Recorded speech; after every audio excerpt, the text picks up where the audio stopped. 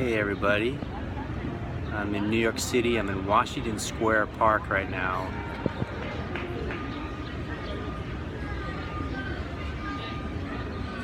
It's a beautiful day here, and this is a very significant place for me because something very significant happened to me many years ago. I'm not sure how many years ago, over 10 years ago, maybe 15 years ago.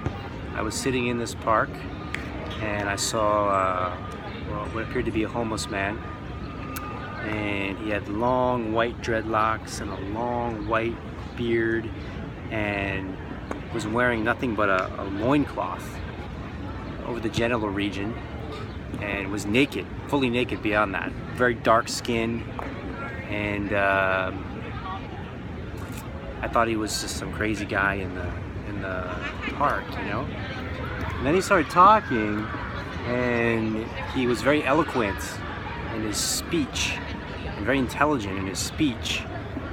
And someone was talking to him about saying we need to save the earth. And he said, no, we don't.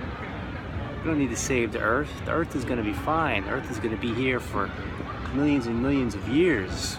What we need to save is ourselves. We're the ones that aren't going to be here much longer. We're destroying ourselves. The earth will regenerate itself just fine without us, right? So I said, this guy's got some wisdom.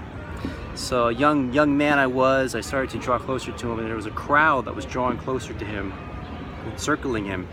And he started answering people's questions about life, about the universe, about meaning, about why we're here, about what our purpose is.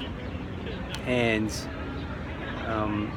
you know, a woman responded to him and said, yeah, it's all good what you're saying. And he said, no, it's not all good. It's not good or bad. There's something that's beyond good and bad, right? So he's pointing at a non-dual realization, right? So I'm like really like perked up. And someone asked him about his life, and he said, well, I had a long search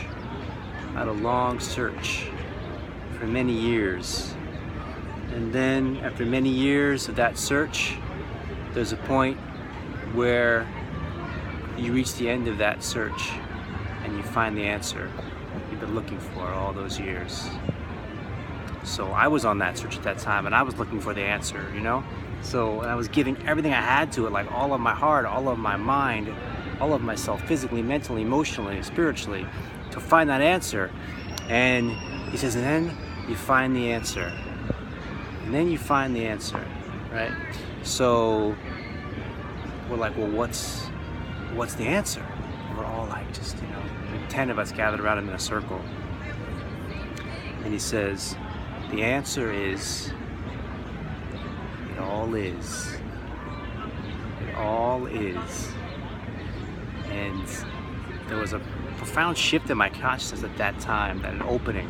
And over time, those words sort of integrated and they digested further and processed themselves further through my system, you know? And there's this consciousness that awakens and opens to this realization that, yeah, it all is. It all is. The mind quiets, the heart opens. All is exactly as it is, here and now.